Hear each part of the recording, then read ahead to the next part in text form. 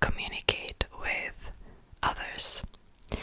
So, first emerging in 1819 with Charlotte Dulatou, I probably butchered that, and her book Le Langage des Fleurs, probably butchered that too, emerged this coded language that started to be widely used, especially by young women of high society all throughout the Victorian England and America as well. And basically there were different meanings assigned to each flower, and they were usually taken from literature, a lot of the times from mythology, religion, medieval legends, and even sometimes the shapes of the flowers themselves. Oftentimes, florists would also invent new symbols, and so depending on the area, the flowers could have like a slightly different meaning, but still, like the main meaning was agreed upon. Later on, there were other dictionaries of flowers as well, so it kind of depends like what dictionary you would use too. I forgot to mention that obviously these meanings of flowers are very Eurocentric, so if you are from any other culture, chances are these meanings would be vastly different. Oftentimes, these very small bouquets of arrangements were created called tassi-massis, or nosegays.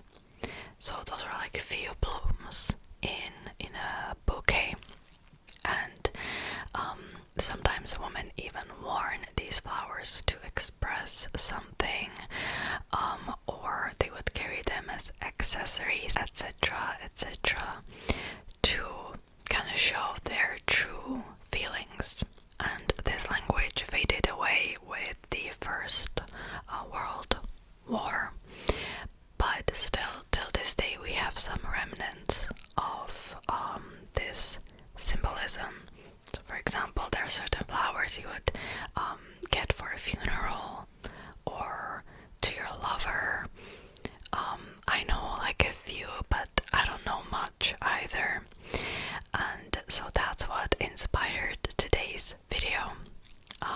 This was my original idea, and you know that I never tell you to comment or like, but please like and comment on this video, because I really don't want this video to be buried in the depths of the algorithm.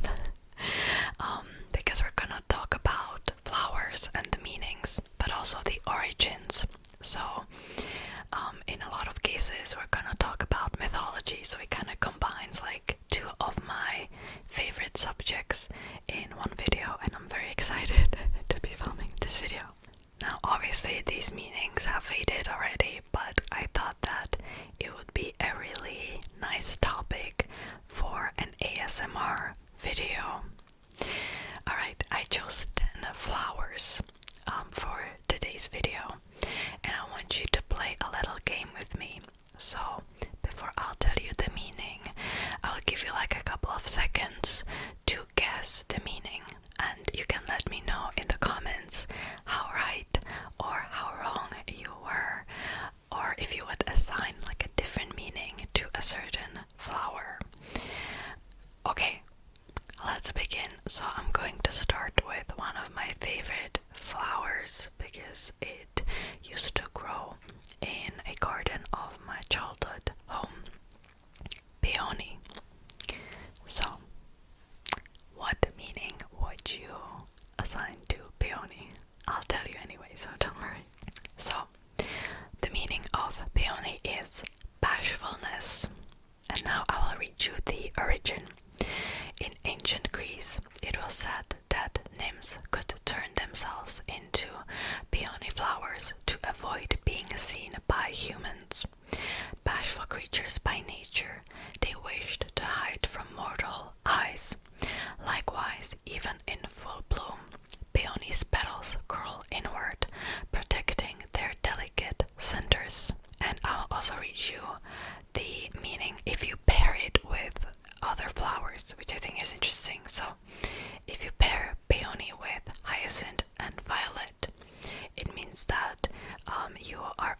apologizing or asking for forgiveness.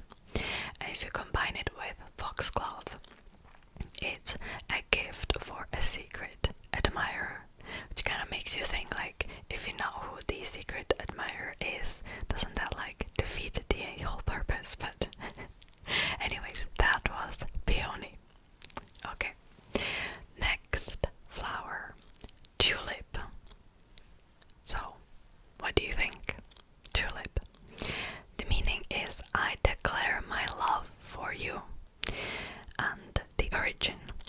A Turkish legend tells of two lovers, Ferhat and Shirin, who long to be together, but whose love is forbidden. When Ferhat hears a rumor that Shirin has taken her own life, he kills himself in order to be with her for eternity. Tulips, symbols of his devotion, spring up where his blood is spilled. And you should pair it with buttercup to indicate affection for a charming new love. Okay, next one, sunflower. And this one has a really interesting meaning, and I don't think you could ever guess it. So the meaning is false riches. The ancient Inca believed this large yellow flower to symbolize the sun god Inti, and they decorated their bodies and temples in sunflower-shaped jewelry made of gold. As Spanish conquistadors arrived, they were impressed by this abundance of treasure, and when they saw a field of sunflowers, they believed at first they'd come upon a literal trove of gold. Their mistake led to the bloom's association with false riches. And this pairing that I'm gonna tell you is really interesting. If you pair it with bluebell and columbine, you are showing humility for foolish past behavior. I think that's, I don't know, it's kind of cool. Okay, next one. Again, one of my favorite flowers because it used to grow in the garden of my childhood home. Pansy. Can you guess the meaning? This one is really cool, I think. So, the meaning is you occupy my thoughts. The name pansy comes from the French pensée, meaning thought. In Shakespeare's Hamlet, Ophelia remarks, "There's pansies, that's for thoughts," while distributing flowers after the death of her father. I think that's really interesting. And you should pair it with forget-me-not as a gift for a friend whose kindness and generosity you'll never forget. I really like that one. Okay, next one. Forget-me-not. We already talked about it a little bit. So, this meaning I feel like is really, really obvious. Because it is. Don't forget me. Okay, let's talk about origin. The forget-me-not's name and meaning originate with a German folk tale about a young couple in love. While walking along a river, the bride-to-be stops to admire a cluster of beautiful blue flowers. Her lover attempts to pick the flowers for her, but he falls into the swiftly flowing river. He throws the flowers to her as the river carries him away,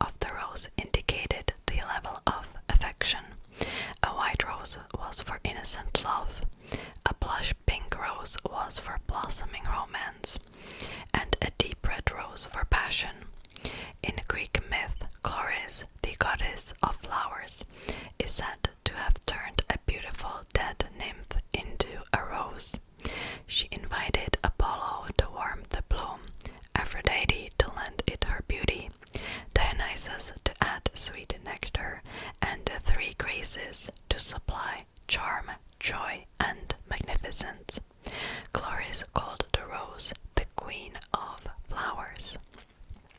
And you should pair it with cornflower for hope in a new romantic pursuit. This one is really known, so let's move on to the next one.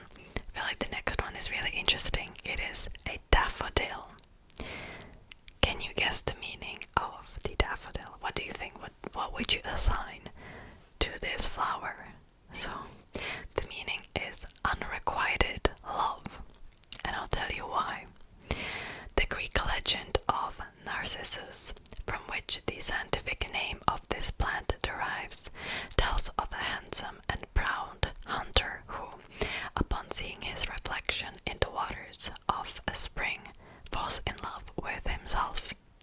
Unable to part from his own image, he eventually perishes. A daffodil then blooms to mark his grave. It's funny because in my language, the Czech, we call this flower narcis, which is very similar to the scientific name Narcissus. And you should pair it with sweet pea to indicate giving up on an ill-suited romance. This one is so cool. Imagine you just give a flower to someone to tell them, like, I'm giving up on this ill-suited romance. It's great. Okay, the next flower, orchid. What do you think of this meaning? It is actually elegance and beauty. The orchid's colorful, delicate, and shapely petals easily evoke elegance and beauty. The flower became an exotic luxury during the Victorian era, when only the wealthy could afford the expensive bloom. And I feel like till this day, orchid is kind of known as like the expensive flower, you know. And you should pair it with magnolia as a gift for someone you admire. It's interesting. Okay, we've got two more. Next one, daisy. Can you guess the meaning of daisy? It's innocence, childhood, and purity. The daisy is associated with innocence, childhood, and purity in a number of folklore traditions. In Norse mythology, the daisy is tied to Freya, the goddess of fertility, motherhood, and childbirth. In Celtic tradition, daisies grew for the spirits of children who died in birth. And in ancient Roman mythology, the nymph Pleiades turns herself into a daisy to preserve her innocence while she's pursued by Vertumnus, the god of the seasons. And you should pair it with baby's breath as a gift for a newborn baby. It's very cute, isn't it? Okay, last one. Poppy. Okay. And I feel like this meaning is also very, very interesting. So it means eternal sleep. The poppy is known for its narcotic effects. It is used to make the sedative opium. According to Greek myth, poppies grew in the land of the dead. They were associated with Demeter, whose daughter Persephone was the queen of the underworld. And you should pair it with dahlia to mark the grave of a cherished companion. Okay, so that was it for today's video. Did you like it? I absolutely adore this topic. I don't know about you, but this is so interesting and of course like kind of useless information. But it's a perfect topic to fall asleep to, in my opinion. Very relaxing. It's about mythology too, you know. And even though we don't really use flowers to express emotions anymore, maybe this could help you when you're picking out like a bouquet for someone. Oh, and I need to mention that the information I gave you is from this book titled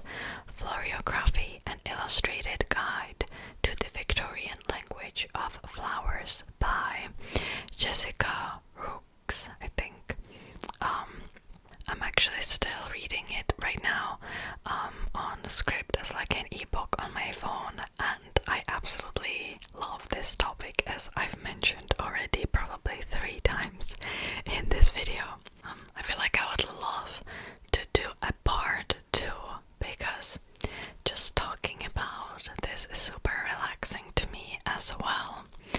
And even reading the book is very relaxing to me as well. I love to read it before bed.